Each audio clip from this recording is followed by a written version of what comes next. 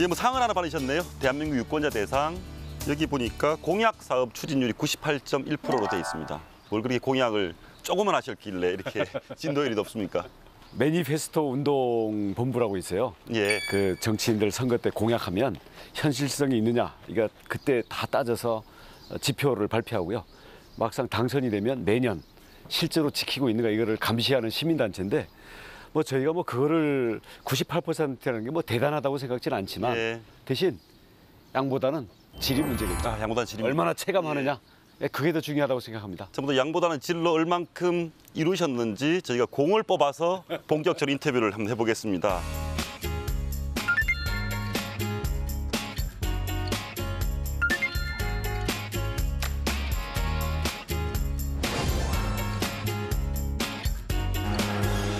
공 첫 번째 공은 일자리 창출이라고 되어 있습니다. 사실은 일자리 창출에 굉장히 여러 가지가 있습니다. 먼저 질문을 드리고 싶은 게 제주 사드 보복 때문에 중국인 관광객 줄었습니다.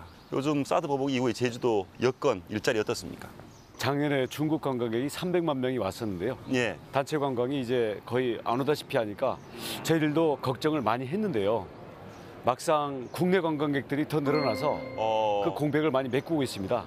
그리고 중국 관광객의 단체 여행은 지역 경제에서는 숫자만 다녀가고 쓰레기만 남겼지 돌아오는 게 없다 이랬는데, 이런 것을 이번에 고쳐야 된다. 그래서 청와대 회의에서도 이 기회에 이걸 고치자. 예, 또랑이 물 빠졌을 때 또랑 고치자. 그래서 질적인 구조 개선, 이 부분에 집중을 할 거고요. 그렇게 해야 오히려 좋은 일자리가 많이 나온다고 생각을 합니다. 어차피 올여름에 제주도 오시는 분들 많은데 오시면 작년에 오셨을 때보다는 올해가 훨씬 즐기기에 좋다, 그 말씀이시네요. 그동안 뭐 먹거리라든지 아니면 밤에 즐길 수 있는 문화라든지 이런 부분들이 좀 약했거든요. 다음 비가 올 때 갈 수 있는 시설 이런 부분이 좀 약했는데, 예. 국제적인 복합 리조트가 그 개장을 하게 되고요.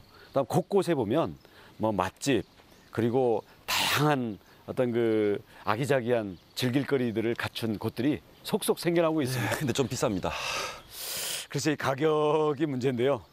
그 저희들이 불필요하게 바가지를 씌운다거나 이런 부분들은 저희들이 철저히 개선을 해 나가겠고요. 대신 품질이 올라감으로써 고급화, 고품질화되는 부분은 우리가 다양한 이 가격대층을 갖춰야 된다고 생각을 합니다.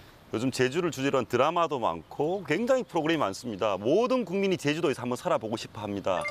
그런데 제주도 살고 싶은 분에게 가장 고민거리, 주거 복지 정책입니다. 제주 땅값 엄청 오른 거 아시죠? 아파트 최근 한 3, 4년 동안 예. 땅값도 올라갔고 아파트도 전국 최고의 상승률입니다. 이게 뭐 투기로 봐야 됩니까? 수요로 봐야 됩니까? 어떻게 해야 됩니까? 이게 이렇게 가격이 올라서는 문제지 않습니까? 실수요 반, 투기 반이라고 봐야 되고요. 예. 그래서 우리 저희는 강력한 투기 억제 정책을 쓰고 있어요. 우선 농지는 농사 안 짓는 거는 다 회수하고 있고요. 예. 기획부동산들이 토지들을 사서 뭐 분할, 쪼개기 이런 식으로 그렇죠, 예. 투기하던 거는 분할을 금지시켜서 지금은 급속히 이제 이런 투기적인 개발은 줄어들고 있는데, 문제는 여기에 이사 오거나 아니면 여기에서 결혼하고 아니면 독립해서 집을 마련하려고 하는 젊은 세대들이 집을 마련하려고 하면 하늘같이 이제 천정처럼 올라버렸기 때문에, 그래서 이 부분은 저희 공공에서 그게 행복주택. 그다음 공공임대주택, 제주도에서는 그동안 제대로 공급해 본 적이 없는데 저부터 시작해서 대대적으로 공급할 거고, 그중에 한 종류가 행복주택이죠. 행복주택 뭡니까? 행복주택은 교통이 좋은 그 역세권 같은 데에다가 예. 이제 신혼부부나 대학생들을 위한 6년짜리 돌아가면서 거주하는 임대주택을 지으면 국가에서 기금 포함해서 70%를 국비로 지원해 주는 거거든요. 공공임대주택을 저렴하고 그 맞춤형으로 공급을 하려고 하니까 한 2, 3년만 기다려 주시면요, 이런 그 것들이 나올 거라고 생각을 합니다. 예, 알겠습니다. 다음 것 보겠습니다. 제주 4차 산업혁명이라고 되어 있습니다. 4차 산업혁명이라고 하는 것은 모든 것이 연결되고 모든 것이 지능화되고 그 역할과 좀 관련이 있는 것 같습니다. 그렇습니다. 제주는 전통적인 공업이라든 이런 부분에서는 그동안 개발이 안 됐을 뿐만 아니라 또 그렇게 하면 자연이 파괴돼서 안 되겠죠. 그래서 오히려 이런 에너지라든지 아니면 인공지능, 뭐 전기자동차 이런 미래형의 산업에 오히려 좋은 조건을 갖고 있다. 앞으로의 미래 산업혁명은 두뇌, 세계적인 두뇌들이 이끌어 나가는데 두뇌들은 전원 도시를 가장 선호하고요. 맞습니다. 제주도에 와서 30분이면 스쿠버 다이브를 갈 수 있고 30분이면 숲속에 힐링하러 갈 수 있고 또 30분이면 골프도 칠 수 있고 두뇌들이 머무르면서 교류하기에 가장 좋은 입지를 갖고 있기 때문에 이런 걸 살려서 4차 산업의 선도기지로 가자. 그 말씀이 실제로 실현이 되려면 실제로 외국의 우수한 두뇌가 지금 제주에 들어올 예정이거나 이런 움직임이 있습니까? 지금 여러 가지 포럼을 통해 가지고 교류들을 하고 있는 게 싱가포르, 그리고 유럽에는 에스토니아.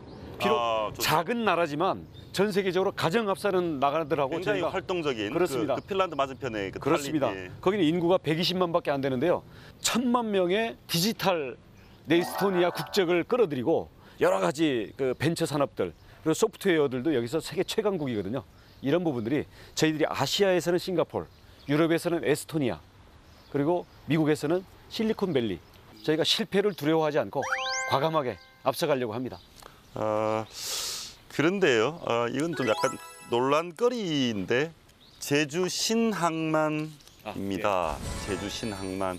사실은 신항만은 제주가 국제도시로서 크루즈선이 들어오기 위해서도 필요하고 방금 말씀하신 뭐 그런 4차 산업혁명 여러 가지에서 필요한데 반대하는 분들 많이 있습니다. 대안이나 지금 추진하고 계시는 방향은 어떤 것입니까? 그러니까 제주도는 나가야 될 방향이 두 가지. 하나는 자연이나 문화를 잘 보존해야 되고요. 제주 땅을 지키고 제주다움을 이루면 아무도 제주에 올 이유가 없습니다. 근데 제주가 고립되면 안 되기 때문에 제주는 잘 연결되어 있어야 됩니다. 그럼 연결이라는 게 인터넷도 연결돼야 되고요. 마인드가 개방과 연결이 이게 가장 중요하지만 인프라에서 바닷길과 뱃길이 열려 있는 것도 아주 중요합니다. 바닷길과 뱃길이 수시로 원하면 언제든지 올 수 있어야지 물류가 막혀 있고 배편이 막히고 비행기가 막히면 아무리 여기에 잠재력이 좋아도 안 되겠죠. 그릇을 키워야 된다. 연결, 접근성을 높여야 된다. 이런 차원에서는 항만도 중요하고 현재는 이 항만이 좁아서요.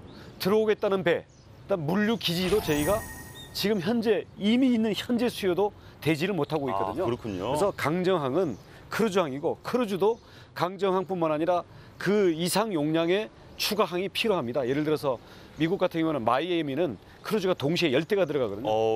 물류, 여객, 해양, 레저, 크루즈 이 모든 것을 포괄하기 위해서 바닷길과 뱃길은 국제적인 이 휴양 도시 그리고 국제적인 어떤 이 두뇌 도시들과 비교해서 전혀 불편함이 없게끔 갖춰야 된다. 이게 제주의 갈 길입니다. 쭉 얘기가 연결이 좀 되는 것 같습니다. 여기에 지방 분권과 협치라고 되어 있습니다. 중앙정부, 지방정부 역할이 다르고 그죠? 협치도 있습니다. 지금 제주지사로서 새로 들어선 문재인 정부, 중앙정부의 관계에서 중앙정부에 요청할 수 있는 것, 지사로서 어떤 요청이 있을 것 같습니다. 제주도지사로서뿐만 아니라 지방정부의 모두의 공통된 사항으로서 지방분권을 한 단계 이제는 업그레이드 시켜야 된다. 여기 핵심은 재정에 대한 권한입니다. 그렇습니다. 지방에서 알아서 하라 그러면서는 제도에 대한 권한 안 주고 예산에 대한 권한을 안 주면 그러면 그 돈도 안 주고 권한도 안 주면서 네 하고 싶은 대로 해라는 건데 이게 말이 안 되죠. 그래서 그렇죠. 예산과 지방의 조례로 제정할 수 있는 어떤 이 권한 과감하게 이양할 부분은 이용하고 그렇다고 한꺼번에는 못 갈 거예요. 단계적으로 가자 이거죠. 역대 정부에서 대통령 될 때마다 지방 분권 얘기를 하셨는데 실제로 진행되는 것은 별로 없습니다. 왜 그렇습니까? 중앙정부가 이것을 컨트롤하지 않으면 선심성의 정책으로 갈 거다라는 그리고 어떤 그 지역 이기주의에 휘둘려서 갈 거다라는 그런 부분인데요. 선심성이라든가 지방 이기주의 때문에 가는 부분은 이 부분들을 지방에 준다고 해서 그냥 일방적으로 주고 끝나는 게 아니거든요.